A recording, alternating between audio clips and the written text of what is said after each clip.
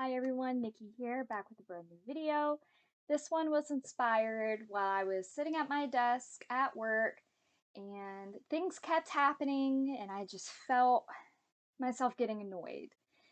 And then I sat down and I thought about all the little things that people do because it's considered polite or just something that socially is expected of you that I just don't get. Despite working in customer service for over 11 years and actually being very good with people, being very comfortable talking to people and talking to strangers, rather they're screaming at me and there's nothing I can do for them, rather they're hitting on me and being extremely aggressive and obnoxious, I don't get rattled. So I usually get placed in customer service type situations. That doesn't mean I understand people any better than the rest of you. So this video is things humans do that I don't get. Number one may be related only to me, may be related only to America, or may be related only to the southern states of America. But in my current workplace, every time someone enters the room, they must greet me. And I'm not talking about the early AM when everyone's rolling in and the usual politeness of just, oh, good morning. I'm not talking about a stranger coming in and the usual politeness of greeting them. No, I'm talking about individuals that have already greeted me, that I have already greeted as well, that every time they leave the office and they come back, they must greet me again. I view this as etiquette gone wrong, politeness overload, and something that is just extremely annoying to me. Anytime there is repetition, I can't. It really bothers me. And not to mention, in the workplace, I'm trying to do my work. The constant, hello, how are you? How's it going? What's going on? You having fun yet? Please just let me work. Just let me work. Like, I get it. In my current position, I am like smack in the center of the room. Everybody sees me. People get out of their office and they go to the bathroom and they want to have a conversation. I am right there. And, I'm very friendly and always smiling because I have to be. But I don't get it. I don't understand it, especially in a professional environment, in a workplace. I roll with it, but I long for the future where I won't have to deal with that anymore. And this actually leads into number two, which is smiling. Now, there is statistics about females having this pressure more so than males in general in regards to, oh, you should smile more. I'm not sure if I've personally witnessed a male have a stranger on the street tell them they'd look pretty if they smiled more. I'm sure it has happened. But in regards to the workplace, well, why should I have to smile when I am not doing anything or interacting with anyone? If I'm just sitting there on my computer doing my projects, writing the email, having to do some accounting where I'm really having to focus and do math, which is not something that I'm personally very good at, so it takes extra effort and concentration. And you come in the office and I've already greeted you, because again, this ties into number one. I should not have to look up and smile and say, oh, hey, and interrupt my focus. I actually, on my evaluations, I believe it was my first one with the current company that I work with, was told that I appeared unfriendly to the people I work with because I wasn't smiling at my desk. Why should I have to be? If I am not talking to you, I'm clearly focusing, looking at my computer. Why do I need to be smiling? Who in their right mind just walks around smiling all the time? They're writing on their computer and they're smiling. They're in the shower and they're smiling. But that seems to be socially what people want, right? You look friendly when you smile. You look happy when you smile. And for some reason, people want you to be friendly and happy, even though it doesn't affect them in any way, shape, or form. I will admit, I am a little vain. Um, Smiling all the time does cause wrinkles. So I will smile when I feel like I need to smile or I want to smile, when something makes me smile.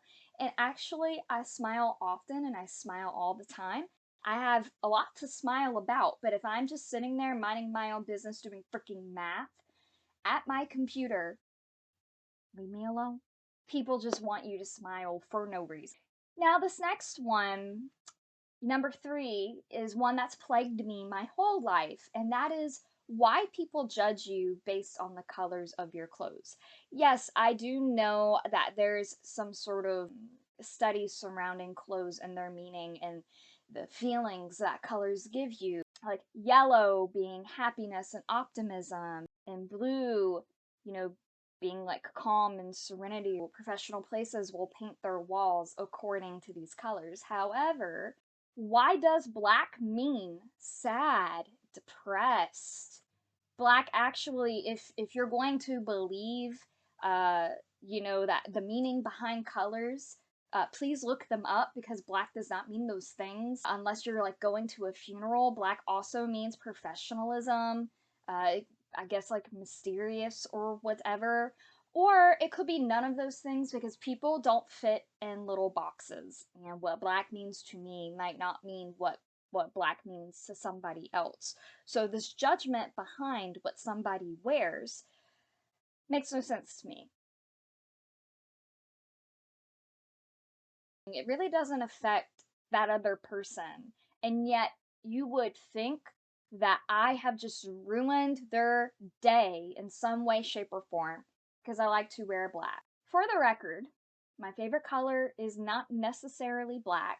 I like a lot of colors. I like gray, and I like yellow, and I like green, and I like red, and I like blue. And yes, I also like black. I also like white. Number 4, I think, is something every introvert all over the world can relate to, and that is why people feel pressured to make fake plans or agree to fake plans. When you say, oh, yeah, let's go out for coffee sometime, and you know damn well you're never going to go out for coffee. Yeah, I'm talking to you. I'm talking to you right there. You know you're never going to do that. But not to be a broken record and constantly complain about society, not necessarily people, because I do understand the pressure behind society's, rules and expectancies, and that some people don't think twice about it, and some people rebel against it without thinking twice about it. But I just feel like there really shouldn't be a stigma behind saying no. You should be allowed to say no. You shouldn't be pressured to say yes to a plan you don't want to be a part of, you don't ever want to make. It's just not your thing. You don't want to go to that club, you don't want to go to that restaurant, you don't want to hang out with that person. You should be allowed to say no and walk away and not feel pressured, or not have people being angry at you for just being honest with them and saying you don't want to do that. And instead of lying and saying, yeah, sure, yeah, that sounds fun, I'd love to go get coffee with you.